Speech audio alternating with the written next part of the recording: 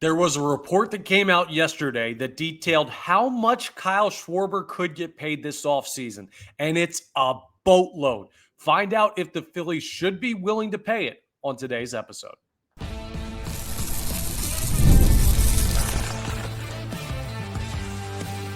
You are Locked On Phillies, your daily Philadelphia Phillies podcast. Part of the Locked On Podcast Network, your team every day. Yes, this is Locked On Phillies. I'm your host, Connor Thomas. Thank you so much for joining us today. We come to you as part of the Locked On Podcast Network, your team every day. You might know me from some of my other work in the sports talk space. I've been on air over at 97.5 The Fanatic, doing sports talk radio here in Philadelphia for over 6 years. I've been a credentialed Philadelphia Phillies media member for the past 4 seasons, and this is my 4th year as the host of Locked On Phillies. Today's episode is brought to you by Game Time. Download the Game Time app, create an account, and use code LOCKEDONMLB for $20 off your first purchase. So we're leading off the show talking about the most recent report on a potential Kyle Schwarber contract. What is he looking for? Scott Lauber, who covers the Philadelphia Phillies for the Philadelphia Inquirer, put out what it sounds like Schwarber's looking for. And it's a lot. So should the Phillies do it? I'll tell you about that in a second. But we're also going to get into our stay or go segments. The first one, because it's probably the most necessary time-wise, is the coaching staff. We know Rob Thomson is back. What about the rest of the coaches? Stay or go for a couple of the big names. And with Rob Thomson back, he and Dave Dombrowski are going to be having a press conference tomorrow morning at 11 a.m. Eastern time. So what do we want to hear them say? For some Phillies fans, it might be not much, but there are some important things to listen for. I will give you my thoughts on what I'm listening for in tomorrow's big press conference. But Kyle Schwarber is going to get paid. He went out and had an unbelievable season, a career year at the age 33. And should the Phillies pay him? It's easy to say yes when you look at the production. But when you hear the reported deal, that's pricey. And I know his postseason was not up to standards, not even close. He had a great game 3, 2 home runs, right? So if you look at the overall numbers and say, played 4 games, hit 2 home runs, did what you needed him to do. No. You watch that series, you know that Kyle Schwarber, just like Bryce Harper and Trey Turner at the top of the lineup, did not do enough. And he's getting older, man. Now, he hasn't shown signs of slowing down, and that's something that we'll talk about. But is he worth 5 years and about $30 million per year? It's hard to look at a player that's 33 and say, yeah, we'll pay him till he's 38, and we'll pay him handsomely. We'll give him $30 million a year, so $150 million total until he's 38 years old, especially when you're paying Bryce Harper for 6 more years and Trey Turner for 8 more years. And it's like, what are we doing here, Phillies? Are we just going to pay every guy until they retire or croak on the field? I understand why some fans feel that way. When you hear 5 years, $30 million per for Kyle Schwarber, here's where I stand. Do I like the idea of paying someone that age, that length of contract for that amount of money? No, I do not. Is Kyle Schwarber the rare exception to the rule? Yes, he is. And there's a couple reasons for why. All right. Reason number 1, there is precedent for a designated hitter continuing to be hyper productive into his later seasons. The number 1 example that comes to mind for me is a guy like Nelson Cruz, who into his early 40s was out there hitting his age in home runs. He was insanely productive, and he was a pretty much career DH in the American League.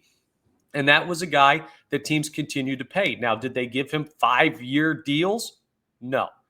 Once he got into that mid to late 30s range, you were looking at 1-year deal here, maybe a 1-year deal with an option here and a team option, not a player option. So will the production still be there? There are other players that show you it's possible. when you look at baseball history and recent baseball history. But does that mean you give him a long-term deal? That's the tough part. The other thing that says, yes, you should do it is his metrics. I'm not an analytics guy, all right? I'm a feel guy. I'm an eye test guy. So I can tell you, watching a game, what I think about it. I don't have to wait for the WAR count on a guy's season to tell you if he was good or not this year. But what I will say is one of the biggest indicators of is this guy falling off as a hitter, especially a power hitter, bat speed. Is the bat speed decreasing? And for Kyle Schwarber, it is not. I mean, the guy just went out and had the most productive power season by a left-handed hitter against left-handed pitchers in Major League Baseball history. There has never been another lefty-on-lefty season like what Kyle Schwarber put together in 2025. That's a big mark to look at. And he has not always been good against left-handed pitchers. That's an adjustment he made. He had a career year this past year. Do you want to pay a guy based on his career year? Because career years are, by definition, the high water mark of production for that player. Ideally not. But if you're the Phillies and you look at his numbers and you say, how in the world do we go out and recreate Kyle Schwarber's numbers, right? How do we bring in players that get that done? The price tag for the 2 players or 3 players you would have to bring in to equal Kyle Schwarber's production would probably be more, definitively more on the year-over-year mark of what you'd have to pay Kyle Schwarber to do it himself. You would also have to clear up the spots in the lineup for those potential players, which would mean dumping other assets. Now, some Phillies fans may want to do that anyway, and that's a conversation that we'll have throughout the offseason. Like, do you want to see Alec Boehm still play third base? No? Well, you can move him. Nick Castellanos, eat some of the contract, move him. Brandon Marsh, move him. Max Kepler, don't resign him. So you can clear up these spots, right? But Kyle Schwarber already has his spot as a designated hitter on this team. He is not really taking that away from anybody, or is he? But you can get that type of production out of one guy if you believe in Kyle Schwarber to continue this production. And if you don't, you are being emotional based on the postseason you just watched. And that's fair, because trust me, we were all emotional after that postseason series came to an end between the Phillies and the Dodgers. But in reality, there is nothing that tells you Kyle Schwarber is heading downhill besides the age. The day on his birth certificate is the only number that you can point to that says Kyle Schwarber is going to have a fall off. Now, that's a big thing. Age is undefeated. You see surprise seasons all the time, but a great indicator of a decreasing production is, hey, this guy is on the backside of 32, 33, 34. Kyle Schwarber, if he gets 5 years with the Phillies, would go to 38. That's a lot of old on this team with Nola and Schwarber and Harper and Turner. And some of the drawbacks of this would be that as Bryce Harper ages, you would not be able to DH him because Kyle Schwarber would be the everyday guy in that spot. If you re-sign JT Realmuto, you would not be able to DH him to take some wear and tear off his knees catching behind the plate. You'd have to have Kyle Schwarber there as the DH, and we've seen in the past that restrict the Phillies from how they want to set up their lineup for what may be most beneficial to their aging core, the aging core that will still be here.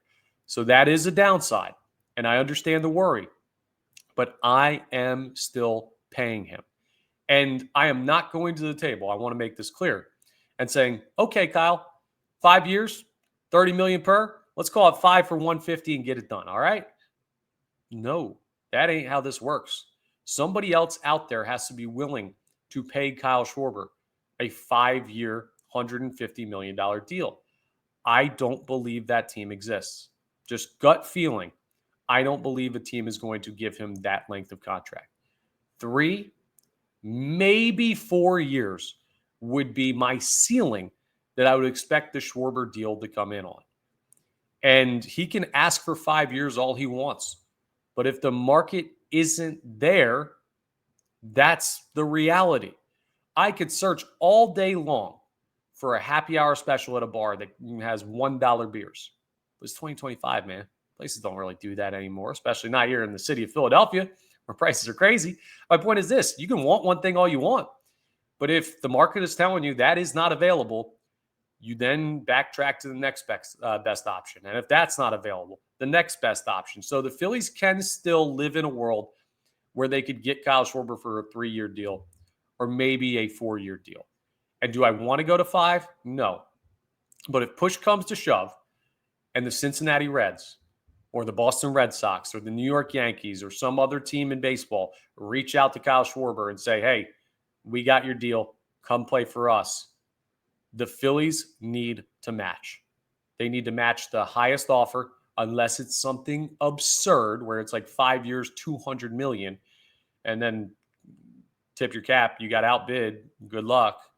But that's the reality with Kyle Schwarber. He's going to be expensive. But now that you start to see the price tag, that's when people get really skittish. I'm still doing it. Are you still doing it? Let me know in the comments if you would give Kyle Schwarber a 5-year, $150 million deal to remain with the Phillies through his age 38 season. It's a lot, but look at the home run and RBI numbers. Those are a lot as well from this past year from Kyle Schwarber. Let's play a little stay or go next, because the coaching staff is who we lead off with for a very good reason. I'd say, Connor, I care much more about the players than I do about Paco Figueroa or Dusty Wathan. There's a reason we're doing the coaches first, and I'll tell you what that is as we continue today's episode. Let's talk about game time first, though, because there's nothing like catching a game live. The energy, the crowd, the chance to see your team in person, but actually getting tickets, that's the tough part. Queues, login screens, surprise fees. It takes all the fun out of it. And going to sports games, supposed to be fun, folks. Don't forget that. Hasn't really been in Philadelphia lately, but that's another conversation. I use Game Time to make sure at least the process for getting the tickets is fun. It's the app that gives the advantage back to the fans. They're fast, they're easy, they're backed by the Game Time guarantee, which means you'll always get 100% authentic tickets delivered on time and at the best price. Plus, all fees are included, so the price you see is the price you pay. I'm heading up to Minnesota this weekend. The Eagles play the Vikings. We got the tickets through Game Time. I'm not just reading this because they tell me to. I'm doing it because I use Game Time, and they make it as easy as possible. I already know what the view from my seat's going to look like before I'm even in the state of Minnesota. Game Time is the best. And they've also got a great offer for you. You download the Game Time app, create an account, and use code LOCKEDONMLB. You'll get $20 off your first purchase. Terms apply. Again, that's promo code LOCKEDONMLB for $20 off. Swipe, tap, ticket, go, and download Game Time today. You got to also lock in on Locked On Phillies because we got a lot of big stuff coming as the offseason begins. The autopsy of the season continues. Tomorrow, a big-time press conference between Dave Dombrowski, Rob Thomson, and the assembled media members of the Philadelphia Phillies. I'm going to have takeaways from that. You got to be zoned in, which is why we want you to be part of our everydayers. Locked On Phillies, you get us 5 days a week, Monday through Friday, your number one spot for your best daily Philadelphia Phillies content. And if you love our content, hit that subscribe button on the YouTube page. It's free and easy to subscribe. It'll get you notifications when new episodes are posted.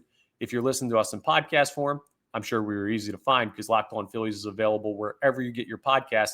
Please make sure you're rating and reviewing. All that stuff helps you out. It helps us out. And make sure you're zoned in on everything Philadelphia Phillies. The coaching staff. There's a reason why I'm doing this first. It's not the most salacious. I know you want to hear me say if Nick Castellanos should stay or go, in my opinion. If Brandon Marsh should stay or go. If JT Realmuto should stay or go. But the decisions with the coaching staff will be made sooner than the decisions on the players. It's just a timing thing, folks. By the time that Dave Dombrowski and Rob Thomson sit down in the Phillies media room at Citizens Bank Park tomorrow, 11 a.m. Eastern, they could have already fired some of these guys. So I'm doing this now because prediction is fun. Reaction is reality, but you like to talk about it before it happens. Anyone could say, okay, well, they made this move. That's what they're doing. Deal with it. No, I want to tell you, so I have on the record what I think should happen for the Philadelphia Phillies. Let's start with pitching coach Caleb Cotham. I don't think he should go anywhere at all. You look at this rotation and what they've been able to do. Zach Wheeler has had his best years in Philadelphia under Caleb Cotham. Christopher Sanchez has turned into a bona fide Cy Young candidate. Jesus Luzardo just set a career high in innings pitched and strikeouts after being acquired via trade. Taijuan Walker has fought his way back into a bit of a career resurgence. Aaron Nola, prior to this year, had some productive times under Caleb Cotham. It's hard to look at the Phillies rotation, the starting rotation, and say anyone's really underachieved with Caleb Cotham outside of, well, you can look at Nola this year, but you can't just look at this year. And Taijuan Walker in 2023, but he's had a bounce back, or really, 2024 was his bad year. 2023 won 15 games. Plus, the bullpen, you've discovered some guys that have been really usable for you. I'm not going to tell you they have the best bullpen in baseball, and I think a lot of that is on Dave Dombrowski for not getting the right guys. But Caleb Cotham has done as much as could have been expected with the guys that he's got at his disposal. He does not go anywhere. I don't want to see him gone. Kevin Long, the hitting coach, this is a different story. And this is a really tough conversation. But I think Kevin Long needs to go. The hitting coach is overvalued and undervalued in the same breath. They never do as much to hurt the team as you think. They never do as little to help the team as you think. It's somewhere in the middle. But the idea that a hitting coach is in these guys' ears saying, swing at this pitch, don't swing at this pitch. Do this, don't do that. At points during batting practice, they come up with the game plan against pitchers, and they go through that pregame with the players. But that is the main requirement. In game, the hitters hit, man. And you can't look at Kevin Long when Kyle Schwarber strikes out and say, that's your fault. You got to point to the players. This ain't Little League. This ain't high school ball. This is Major League Baseball. You give the hitters the information. They're making hundreds of millions of dollars to produce with that information you give. So why am I saying that it's time for Kevin Long to go? Because somebody's got to go, man. And I have no argument for Caleb Cotham. And Rob Thomson is already being brought back.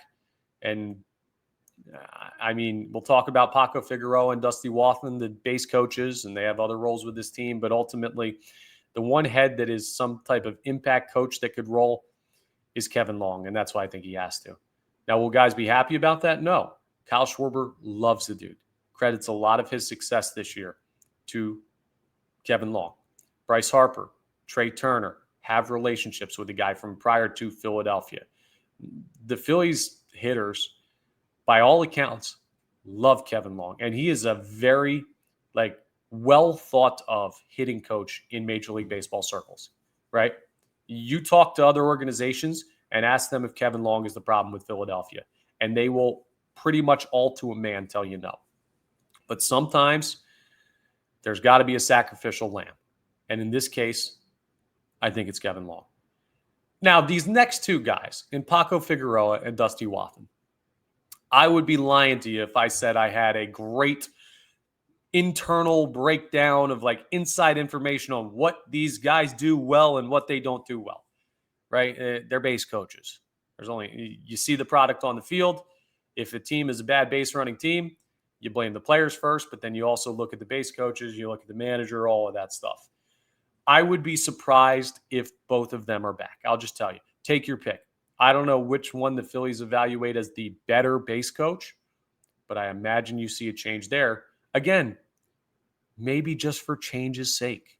Maybe there are internal issues with the way they're coaching these guys to run the bases, because the Phillies were one of the lesser base running teams in baseball this year. Now, if you say that's the reason they're out, I will show you the Seattle Mariners, who are up 2-0 in the ALCS over the Toronto Blue Jays, who were the worst base running team in baseball this year. Turns out if you hit, it doesn't matter. But at some point, a change has got to happen. And again, just like I said with Kevin Long, the manager didn't change. I'm not changing the pitching coach. I think one or both of those guys are not with the organization next year. And it's not that they're out of baseball. And it's not that they completely stink at their job. It's that we need new voices in here. And if the manager isn't changing, something else has to change. So that's my stay and go for the coaching staff right there. A little bit of a get your feet wet part of that recurring segment we're going to be doing over the coming weeks. We will look at the players soon enough. We will look at the front office and have a full segment on Dave Dombrowski. Like, there will be a lot to be done. But speaking of Dave Dombrowski, we got something else that's more timely to take care of. There's a big-time press conference tomorrow where Dombrowski and Thomson are going to sit and field some difficult questions that they may not have answers to from the Philadelphia Phillies media. It's tomorrow at 11, but next we're going to talk about what you should be listening for and what we should want to hear from Dave Dombrowski and Rob Thomson as they address not just the media, but the Phillies fan base after another postseason disappointment. Let's talk about FanDuel first, though, because the NFL season just keeps rolling along. It's week 7 already. Are you kidding me? And FanDuel has an offer that you don't want to miss. Right now, new customers can bet just $5 and get $300 in bonus bets if you win. That's right. Pick a bet, put down $5, and if it hits, you're going to unlock $300 in bonus bets to use across the app. So what you do is you pick an easy bet, something that you know you're going to win. Now, nothing's a sure thing, but make it as sure as possible. You don't care if the payout's small, because if you're a new user, you bet $5, you come out of it with $300 in bonus bets, whether it's a sure thing or whether it's the craziest bet you've ever made. I would say wait to do the crazy bets until you have those $300 in bonus bets in your account. And FanDuel's got plenty of crazy ways for you to bet that. They've got props, parlays, futures, money line, spread, all kinds of great stuff for all kinds of great sports. The interface to help you find your bets that you want is great. The payouts are safe and fast and easy. They've got everything. It's why FanDuel is the absolute best. And you should be joining even without that deal. But that deal is a pretty darn nice way to get you in the door. So what are you waiting for? Visit FanDuel.com to download the FanDuel app today and get started. Again, that's FanDuel.com. Let's talk now about this press conference tomorrow, because there are going to be some moments where Phillies fans hear Dave Dombrowski or Rob Thomson give an answer and want to rip their damn hair out. I'm talking about their own, not the guys at the podium, but maybe the guys at the podium too. Philadelphia, not exactly the friendliest place when the sports teams are not playing well. It's reality. Produce, but that's another thing altogether. We have to go in with the understanding that there will be some things that drive us crazy. But what are the things we should really be concerned about? What are the things we can't afford to hear? And the things that we need to hear? Let's start with the things that we can't afford to hear. I can't sit there tomorrow and hear Dave Dombrowski or Rob Thomson say, well, we were close. Well, look at the Dodgers. Oh, that's just baseball. There will be a time where Dave Dombrowski says it's the crapshoot of the postseason. This is something he's mentioned many times. It's something that's reality. It won't be fun to hear, but that's okay. But trying to tell yourself that because of the crapshoot of the postseason, you were close is flat out disregarding the flaws of this team. You can acknowledge that the baseball postseason is tough, right? While also in that same breath saying, we are not, as currently constructed, good enough. The other thing that I cannot hear is, we need more time. You don't have it. There is no more let this bake in, let's stop and boom and Marsh develop. No. Hell no. That is not how this works anymore. The rubber has met the road. And whichever side the Phillies are, they lost. So you've got to make changes. So what are the big things that I would like to hear from Dave Dombrowski and Rob Thomson? Number one is what I just said. Change. No, we'll see. No, let's see where the market's at. I need there to be some form of a quote from Dave Dombrowski saying, change will happen with this roster. Significant change will happen with this roster. It's unavoidable. It is necessary. It is something that is undeniably going to happen. That is the tone that I need from the president of baseball operations tomorrow. There's no ifs, ands, or buts about it. You try and sell us on running it back and the roster will look largely the same, there will be a riot from this fan base. Can't be accepted. You got to tell me change is coming. You got to tell us change is coming. I also need to hear from Rob Thomson ownership because he's got his job back and he is lucky to have it. And the numbers, his win percentage, 4 straight playoff appearances will tell you maybe it's hasty to think he should have been gone.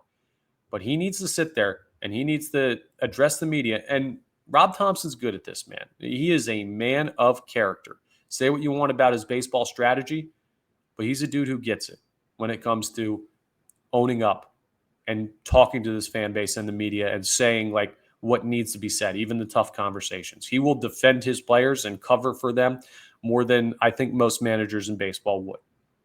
But I need him to talk into that microphone and say, this is what I did wrong. This is what I would not do again. This is what I cannot do again. And I also need to hear the focus from both of those men be on October baseball and October baseball alone. No, we won back-to-back divisions. That's not good enough. No, we won 96 games. That's not good enough. After 3 years of improving the win total and then going out faster in the postseason, you can understand why after last year against the Mets, it was a quandary of, well, we're better in the regular season, worse in the postseason. How do we balance what that says about our baseball team?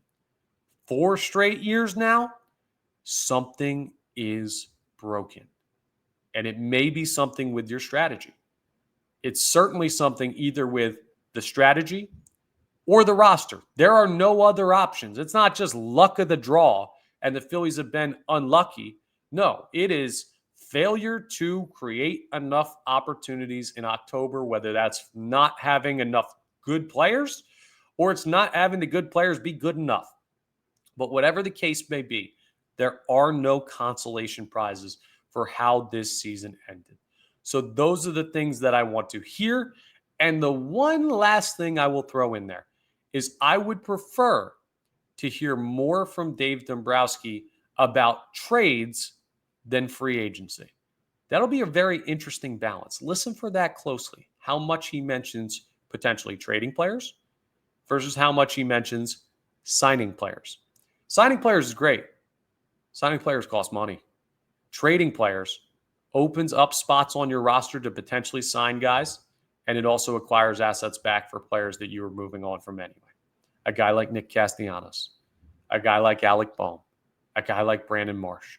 That's what I need to hear more of, or I would like to hear more of, trade talk than signing talk. Now, when you trade those guys, you will have to sign players. So I'm not saying don't do it through free agency. The Phillies have built this team through free agency, and I don't think that's the reason that they haven't won.